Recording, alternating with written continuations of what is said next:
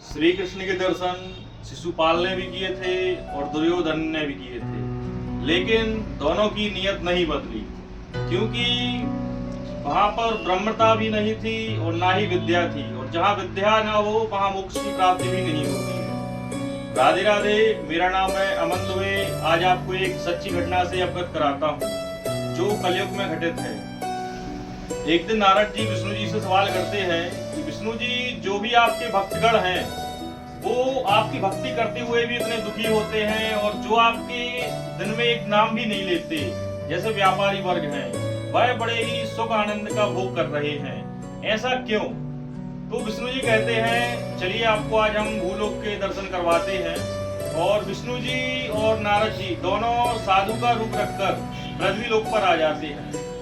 तो जब पृथ्वी लोक पर आते हैं तो वो दोनों एक व्यापारी के पास जाते हैं भिक्षा मांगने के लिए। भिक्षा मांगने के लिए उनका गेट खटखटाते हैं व्यापारी का। तो वहां से व्यापारी गुस्से में आता है कि कहाँ तुम दोनों आ गए आज भीख मांगने के लिए, अभी कुछ हुआ भी नहीं, धंधा पानी भी नहीं चल रहा है, और आप यहाँ पर क्या कोठा वगैरह खोल रखा है पैसे देने के लिए? इतना सुनकर नारद जी कहने लगे, अब तो शायद विष्णु जी को क्रोध आ जाएगा और इनको श्राप वगैरह देंगे। लेकिन ऐसा नहीं होता। विष्णु जी थोड़ी दूर आगे चलते हैं और कहते हैं, इसका खूब धन धान से घर बना रहे और बढ़िया इसी में लगा रहे। इसके बाद विष्णु जी कुछ माता जी के घर में जाते हैं। उनकी एक छोटी सी झोपड़ी थी, वहां पर उनको बुलाते हैं और कहते हैं, माता जी कुछ भोजन हो आपके पास तो हम दो भिक्षुकों को पाने की देने की कृपा करें। तो अंदर से माता जी आती हैं और बोलती हैं कि प्रभु जी, हमारे पास भोजन की व्यवस्था तो नहीं है, एक गाय है जो हमारे पास दूध देती है, आप लोग यहाँ पर बिराजिए, हम आपकी दूध की सेवा करते हैं। तो बढ़िया विष्णु जी और नारद जी वही आसन पर बैठते हैं और वहाँ से माता जी बढ़िया एक एक गिलास छान कर दूध लाती हैं और दोनों को दे देती है। दूध पीने के बाद माता जी उनको दंडवत प्रणाम करती हैं और बोलती हैं, हमारे यहाँ किसी चीज की कमी नहीं है, बढ़िया भक्ति भाव चल रहा है, प्रभु कृपा से सब कुछ चल रहा है, अच्छे सेवा में लगे हैं, बस ऐसा आशीर्वाद दीजिए कि हमारा भक्ति भाव में मन लगा रहे।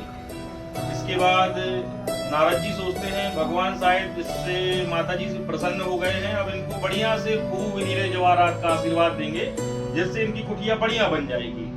लेकिन ऐसा कुछ नहीं होता है। आगे जाके विष्णु जी कहते हैं कि इनकी जो गाय है वह कुछ दिनों में समाप्त हो जाए।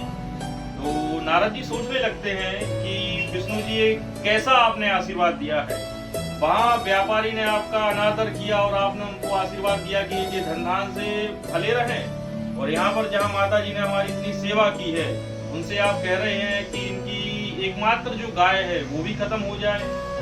तो इस पर विष्णु जी बहुत ही सुंदर जवाब देते हैं।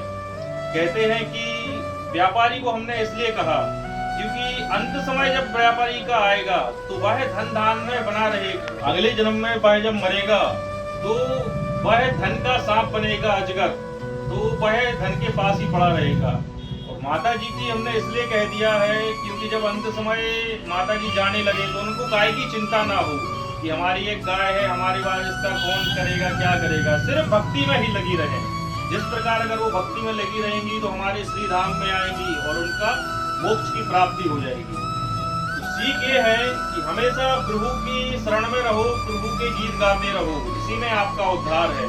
धन धान की व्यवस्था सब ठाकुर जी पहले से ही करके रखते हैं। बोलिए श्री राधे, जय श्री राम।